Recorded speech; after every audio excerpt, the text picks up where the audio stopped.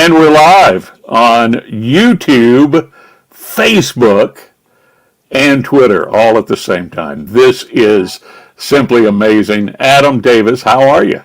I'm great, buddy. How are you? All right, this is our food porn segment that we're doing here, and we're going to be talking about bread. Now, a little bit of background. I've known Adam for several years, worked with him, and you got into making bread not too long ago, didn't you? How long has it been? It was probably late 2019 in there. Like I've always kind of before I used to do like baking desserts and cookies. That was my thing. And then I've always loved bread. And so we started it just before the pandemic and everything. And then obviously once it hit, we're like, we've got nothing else to do. Let's make some bread. And I've been doing it ever since, and I love it. So, and you're a real fan of the British baking show, right? Yeah, I am. You've seen all the episodes, haven't you? Yeah.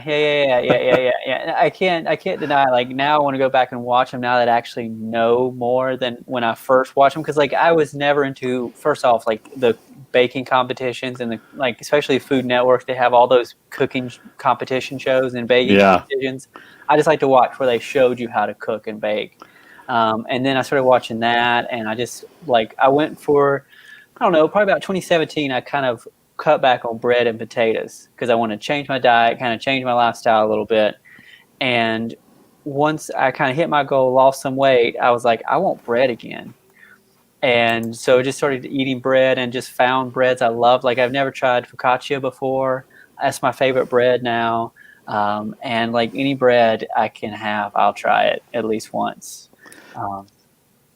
So and you're pretty serious about it too, because you told me that you actually buy flour now at Costco in the 50-pound bag. Is that correct? Yeah. Yeah. So, well, that's pretty serious when you're buying flour 50 pounds at the time. Yeah, and if I can be quite honest with you, I just opened that 50-pound bag today for the first time, and because we couldn't find bread flour when we went to look for it. Obviously, this is right during the pandemic, so people were panic shopping and trying to make their own breads as well. So we couldn't find it, and then so I was like, Gianna, should we? Because like I love baking bread. And we started talking about making bread for family and like eventually selling it to people, just like out of our house, nothing too big. And so she's like, might as well, because I have a goal where I have to bake at least one thing a week. And she's like, we're going to go through it pretty quickly. And so we found like 2 5-pound bags of King Arthur bread flour. And so I finally just finished that up today. But before we found it, I was like, you know what? Before they sell out of bread flour, we're going to get the 50-pound bag. And I went and bought this container that holds 50 pounds of whatever, and it's supposed to be food safe. And I just opened it today, and I'm like, this is a lot of bread flour. You might have to up it to more than once a week. I think I am, and honestly, I think I'm going to have to freeze some of it before it goes bad, because I think it once you open it, it's like I don't know, maybe a year, 6 months, something like that. Yeah. I really feel like I'm going to have to freeze some, and my parents have a freezer that they have in the garage, so I may have to use that and rent it. Because I think I overbought bread flour. Yeah. Well, I aspire to bake bread, but I discovered that I do not have the patience. As you know, I went through a period of time where I was really serious about starting my sourdough starter. I was taking pictures of it every day. I was feeding the starter every day, and I think you even started a college fund. Yeah, I sure did. I remember.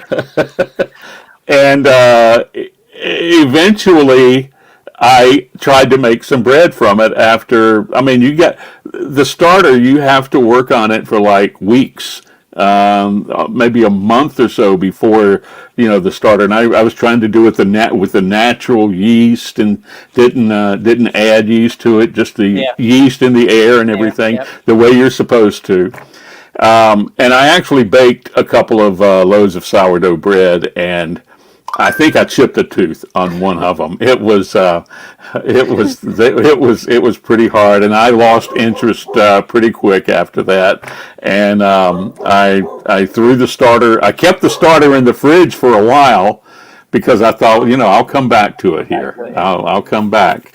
But eventually, I just took it out of the fridge, threw it away, washed the container that I had bought Oof. just for the starter, nice glass container. And I sit and look at that glass container every day and think about what I could be. But you have actually have done pretty good. What's the first one you Well, baked? well, first off, I should clarify. I haven't tried sourdough. I haven't tried my own starter, like in terms of that, because like you were talking about, it's very intimidating, and it can be fickle. Uh, Yeah. so I haven't gone that far.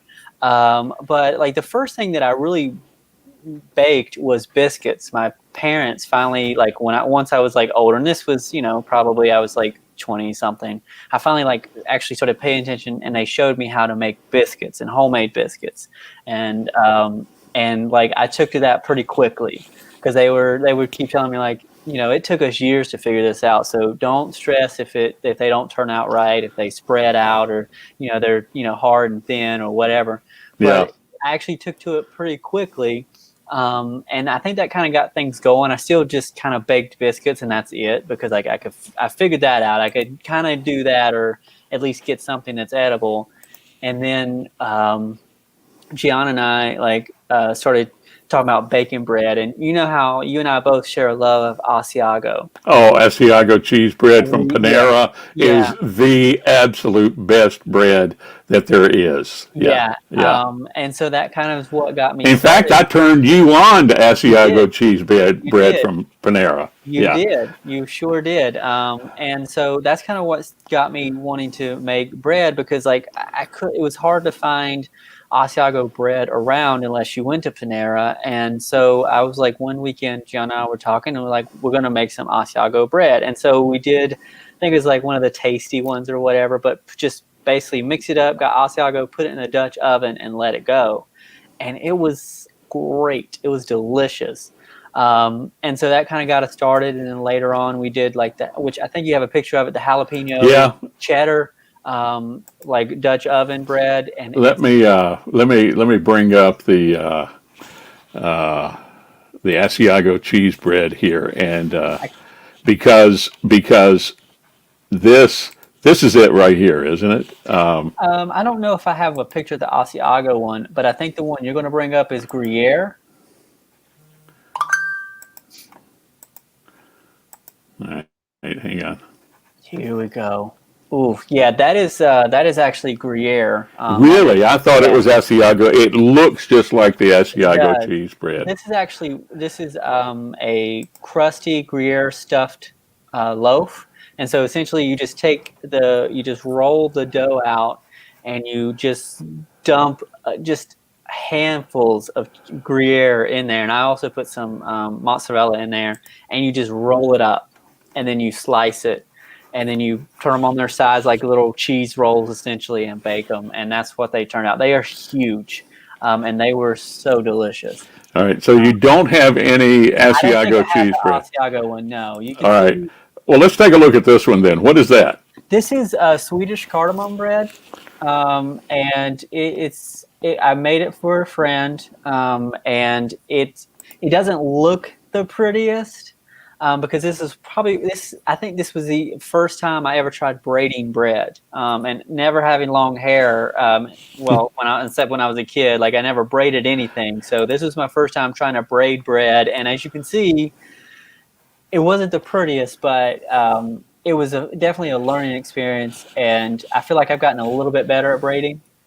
But yeah, Well, it looks pretty good though. And what kind of a taste does it have? What? it's like I don't know. Hey, I don't know if you've ever had cardamom. I can't really describe it exactly, but it's like it's a sweeter type bread. It's good with your jams in like early morning. This is the jalapeno cheddar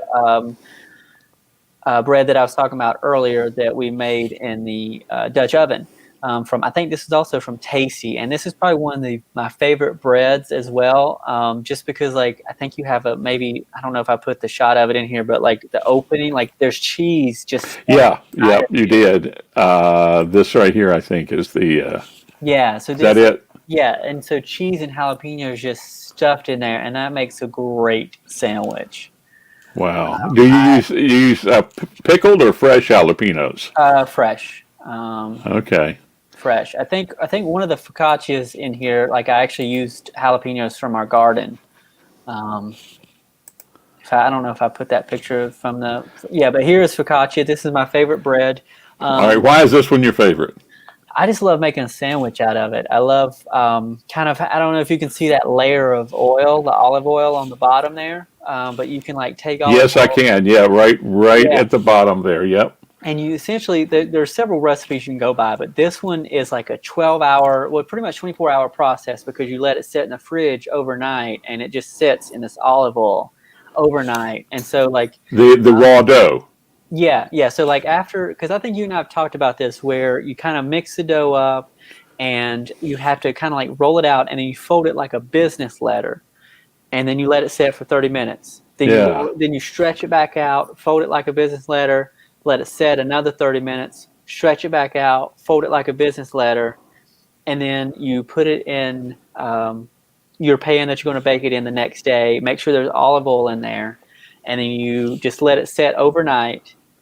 And then the next morning, whenever you want to bake it, you kind of open it up, you put a little olive oil on, drizzle more olive oil on top, believe it or not, and then you Wow. dimple it. You softly dimple it, which gives it the peaks and valleys you see in focaccia. And like you can put like anything on top of it. You could put jalapeno and cheddar. You can do. I think one of them I did tomato and basil, and like it's pretty much a pizza, but obviously you can see the crumb is a little bit more of it than say a pizza, which is flatter. But you also have flatter focaccia too. But that's why this type, because especially like how tall it is, and it's just so easy Yeah. to make a sandwich out of, and that's my favorite to do, especially breakfast sandwiches. All right.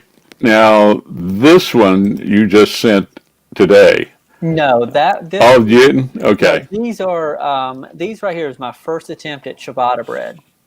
It's actually Paul Hollywood ciabatta bread recipe All from the right. Great Now, British for the Bakery. benefit of people who don't know, Paul Hollywood is one of the judges on the British baking show, and he's Yeah, also on the American version of the show yeah. too, So right? can we make sure it's the Great British Baking The Show? Great British Great. Baking Show. Yes. It's not just British, Dennis. It's not just British. It's great. But no, yeah. So this is my first attempt, and as you can tell, it's not really pretty, but it still turned out really well. It's just this is one of those really sticky doughs that, to me, can be kind of hard to handle, and I understand why some people have bread machines. I haven't quite jumped into the bread machine yet because my favorite part of bread is when you have to knead it and work with it. Really. Yeah, I hate when it's so sticky, but I still just do it because I like it helps you like to me it helps me relax and it just I don't know I usually feel a little bit better after pounding out some dough.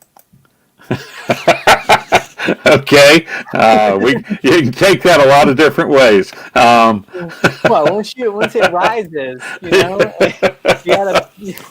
gotta beat it back down again. This right here, This is food porn after all, yeah, isn't it? I Yeah. told you. So this right here that you're looking at, this is what I don't know if you're familiar with King Arthur. They're now a baking company. They were King Arthur flour. But this is one of their I use a lot of their recipes because not only are their recipes easy to follow and great, but they have a lot of great advice and like it's really great for any time you like, especially if you're first starting out with baking or you just want to learn more about it. And Yeah. this is their recipe. It's like the easiest white bread you'll ever make or something like that. And it really was. It doesn't look the prettiest because I'm still learning and still am, but and obviously my scoring isn't the greatest, but I do have to admit this was an easy bread to make and it worked wonderfully for breakfast sandwiches. I think we even made French toast with the remains of it one morning. Wow. All right. This is the same thing right here. Yeah. That's Yeah, the yeah. same thing. I just turned Yep. the photo, and this is the same thing. Is this Yeah, the same thing yeah, also? same, just a That's little a closer. closer version of it, Yeah, close up. yeah. Because I like to really get you in there, you know? It's like, Yeah. I don't want you just looking back, hanging out on the sidelines. You got to get in that bread. You got to get in there.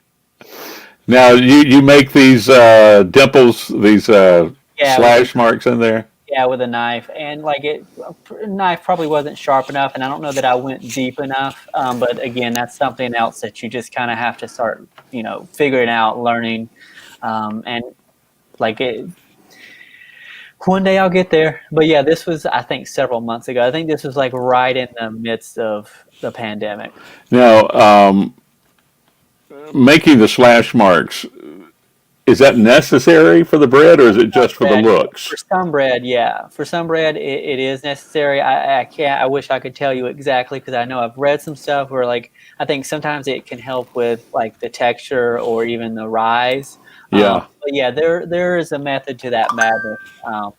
And this is challah bread. Gianna loves challah bread, and Now so this looks complicated. This looks like a lot of braiding took place yeah, in this yeah, there bread. was a lot of braiding and a lot of phallic braiding going on here, and because like it, I will say, as you can, I feel like this went much better than my first time braiding. I think this is like my second or third one here, but Gianna wanted some challah bread, and I was like, well, let's make it. And it tasted delicious, and we made a lot of French toast out of this. Now it looks like the way it's braided, you can just sort of break off Yeah, pieces of it there, right? Is yeah, that the way it looks? yeah. Is it better to slice it or? Um, I, Uh, I sliced it, but yeah, no, you can definitely break off those, and it would be just as great. But we well, now besides flour, what else is in this bread that makes it so good? This particular one, I don't remember the recipe, so I can't exactly tell you. But I think I know this is another sweeter bread, and I honestly wish I could tell you exactly what was in it off the top of my head, but I don't remember. It's just like the texture is also different. Like, as you can see, like how dark it is on the outside, it gets a lot Yeah, crustier, yeah. and which is kind of what helps lend it well to like French toast and stuff like that, because the inside is very soft and really not chewy, but like it's just I don't know. It's We'll have to delicious. do it. We'll have to do another show then Yeah, to get the ingredients. All right. What's this one? This looks like a pizza. this is still focaccia right here. This is Really? yeah. This is I believe this is mozzarella, and those are tomatoes on there. Tomatoes. Okay. Yeah, Are they fresh tomatoes? Freeze dried tomatoes? What are they? those were fresh tomatoes. Really? Sliced. We had some extra, sliced them up, and then put them on top. This was supposed to be like a Italian type focaccia. We just had some recipes. I was actually going to put some basil on there from our garden, but I got lazy and didn't, Wow. because This this is the this thing. looks good. So the fresh tomatoes don't add too much moisture to the bread? Well, no, and keep in mind, there's so much olive oil and oil going on here, anyways. Like, Yeah. really, it just, and plus, it's not inside. The thing with focaccia is like, there's really nothing. Like, it's just the bread inside. You don't mix in anything other than the flour and salt and oil and yeast. You don't really mix in the tomatoes and the cheese and all that stuff. And so I think that's what helps it with the crumb that you get inside. And again, you just kind of place these on top, like you said, like a pizza. I think Yeah. in some places in Italy, the focaccia is kind of the pizza, and it's a little bit thinner than how. Gianna just commented on Facebook. She said, "Can confirm Adam's homemade biscuits are amazing," Yes. and she added eggs in a post. Is that the Oh yeah, um, yeah. For the challah bread, yeah, eggs, yeah, okay? yeah. Okay. Now, And but Dave, this I'll tip you some stuff on Venmo. $2. now this really does look amazing right here. And you say this makes good sandwiches? Oh yeah, that's my favorite thing to make breakfast sandwiches with. A little egg, little mayo, especially with jalapeno on top, and do just kind of like slice it, and then so it's like a longer sandwich, Yeah. and just kind of like not thin, but sort of thin, and you get a lot out of it. Plus, you can also like cut this up into like big squares, and so you do like that, and then you cut it kind of long way, and it kind of either way, it's so good. Actually, we just thawed not this one out, but we had a jalapeno one we thawed out last night, and we've been eating on it. It's so good. I'll Wow. make you some focaccia sometime, Dennis. I know this. I really would like to try that. Okay. All right. Now we're back down here to the first one we looked at Yeah. that I thought was the Asiago cheese bread. And this is what again? This is crusty Gruyere stuffed Yeah. bread loaves, but it's basically a cheese roll. In all honesty, it's a cheese roll. Okay. And it's delicious. It's a good pull apart one as well. All right. This is one you just sent me the other day. What is this? This is Sweet Sally Lunn's. Sally what? Lunn's, Lunns. Okay. And so it's Who is she? Huh? Who is she? let me tell you. You're breaking up just a little bit. What? Still there. Yeah. Okay. So these are Sweet Sally Lunn's, and she's got great buns. I don't know who she is, but these are a sweeter type of, and I made these in a muffin tin, so that's why they're these shapes, but they could be at different shapes. Apparently, Gianna was telling me they're pretty popular in the UK in certain areas, and they're just basically good for like putting jam or butter or whatever kind of jellies you want to put on it. But I wanted to make, because like I told you, I like a good breakfast sandwich. And so I've been trying to find, because normally I get like the bagel thins or whatever from the store. Yeah. And I kind of got tired of that. And so I was like, I want to make my own bread every week, like I told you. And so I was like, I want to try making my own breakfast sandwich bread that, is a little healthier for you. This is a sweeter bread. You can put either vanilla or lemon in it, lemon zest, and these were I made with vanilla, and so they're pretty much like a crumbly, like a muffin, and these are a little denser. They're supposed to be a little lighter, but like I overmixed them by mistake, but they're still pretty delicious. They're not very sweet, but they're pretty sweet, but they still go great with an egg, Wow. a runny egg. All right, and then there's this. What is this? This is from this morning. You remember how I was telling you about the focaccia? This is a jalapeno focaccia. See how I cut it in a square, and then that's some turkey bacon, egg, and pimento cheese from the farmer's market on there. Yeah. Wow. It was a beautiful breakfast this morning. Yeah, Linda, my wife saw this picture this morning. She said, "Oh, I want that." She really liked that this morning. So, yeah. All right. So let's see. Is that it? That's it. Well, no, we've got these down here. What are these? So these are what I told you I was baking today. They didn't. Oh, okay. Exactly how I wanted. They actually look more like biscuits than. They're supposed to be Japanese milk buns, and so they're supposed to be light and airy. I actually haven't opened them up yet because they're supposed to cool off completely. And so I haven't tried them, but I'll give you an update on how they are. We're supposed to have them with some barbecue chicken tonight. That's the plan. Wow.